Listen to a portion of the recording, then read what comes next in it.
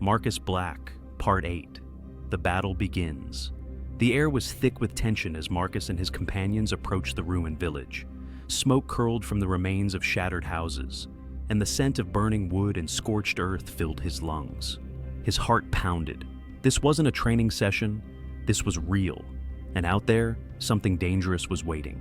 Sir Aldrich, his mentor in swordsmanship, turned to him. "Stay close. This beast has already claimed many lives." Marcus gripped the hilt of his sword. He still wasn't used to its weight, but his fingers no longer trembled when he held it.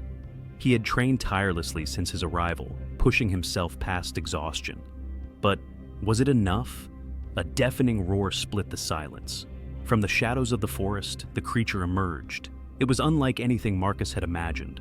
A massive, reptilian beast, its obsidian scales shimmering like polished onyx.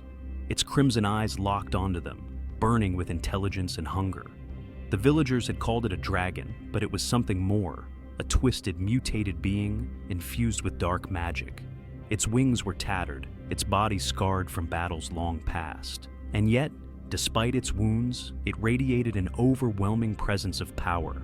Marcus felt fear creeping in, but then he remembered the king's words. "You were summoned for a reason."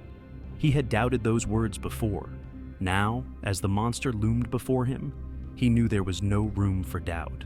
Sir Aldrich raised his sword. "We strike together. Do not hesitate." The beast lunged. Marcus barely had time to react, before a blast of scorching fire roared toward them.